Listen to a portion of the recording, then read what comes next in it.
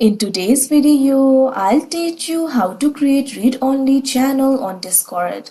First of all, launch open any browser of your choice, or you can also open the Discord application. Now once you do that, what you have to do is click on the search bar and type in discord.com. Press enter.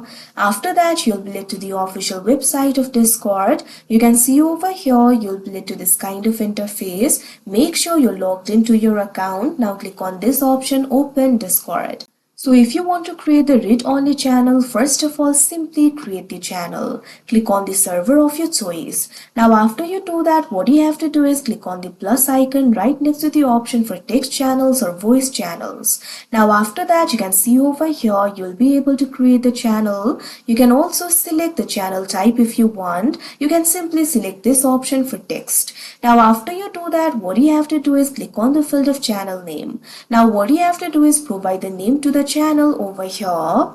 Now after you enter the name, click on this option create channel that you can see on the screen. Now you can see over here that particular channel will be created. Right now all the members will be able to interact in this channel. But if you want to make this a read-only channel, what you have to do is disable the permission for sending the messages. So what you have to do is click on the gear icon right next to that particular channel name. Now you'll be able to edit the channel over here. At left you'll be able to find various options. Click on this option permissions that you can see on the screen. Now over here you'll be able to access the settings related with permissions. Make sure to click on this option advanced permissions. After you do that, you'll be able to see the advanced permissions over here.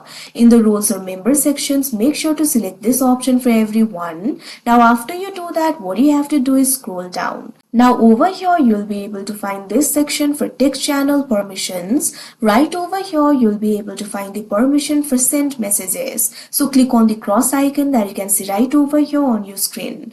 Likewise, click on the cross icon for send messages in threads also. Likewise, do the same for create public threads and create private threads.